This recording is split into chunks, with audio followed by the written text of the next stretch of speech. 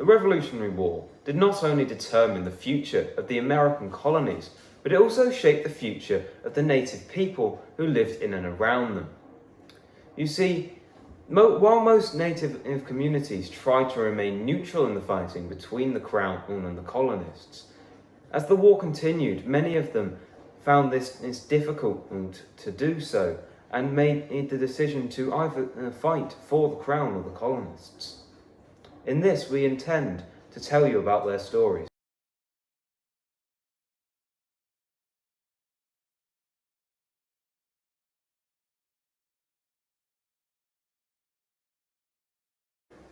In 1775, the Revolutionary War begins, following discontentment about the Quebec Act. 13 different colonies secede from their colonial power, Britain. The Wabanaki Confederation. The Wabanaki Confederation was an alliance of 5 northern tribes: the Penobscot, the Maliseet, the Passamaquoddy, the Abenaki, and the Micmac. In Maine and Nova Scotia, the Passamaquoddies, the Micmacs, and the Maliseets were reluctant to become involved in a war that had little to offer them. Massachusetts provided a resolution in July of 1776 that 500 Micmac and Maliseets were to be employed in the Continental Service. Delegates who attended the Treaty of Watertown in 1776, where the Declaration of Independence took place, exceeded their authority in committing the tribes to the American cause. The tribes split as British power and British goods exerted increasing influence.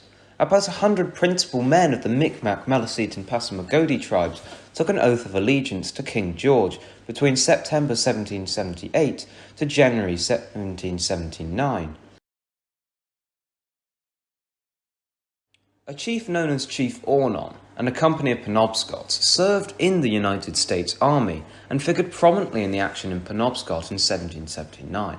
Now, despite loss, they fought valiantly. The Stockbridge Mohican tribe. The Stockbridge Mohican tribe were a tribe who lived in western Massachusetts and sided with the Americans in the Revolutionary War, even though they had been long-standing allies of the British and even served in militia units during the King George's War, the French and Indian War, and the Pontiac's Uprising. Their decision to ally themselves with the Americans was probably based on a number of factors, according to an article by Brian Richfield on the Journal of the American Revolution.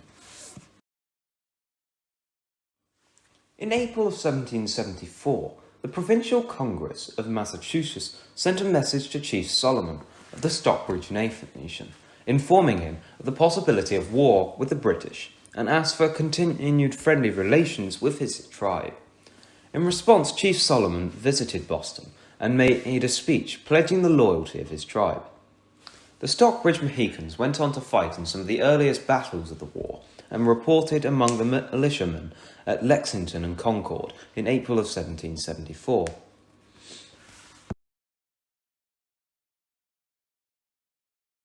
The Stockbridge Mohicans and their warriors continued to fight throughout the war, participating in many major conflicts, such as the Siege of Boston.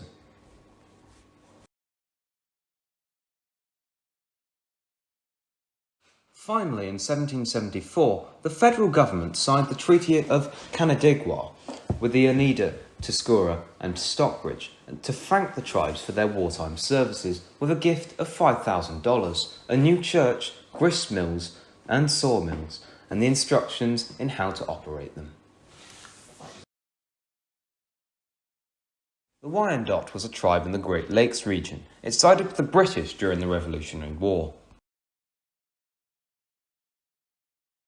In May of 1782, American Colonel William Crawford led an expedition against the Wyandot in a town of Upper Sandusky.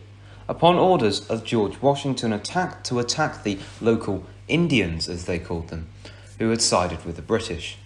Crawford's army was defeated, and the Wyandot captured Crawford and burned him at the stake. The site of Crawford's execution is now on the National Register of Historic Places and a monument had been erected in his memory. After the war, the Wyandot continued to fight the Americans, who encroached on their land.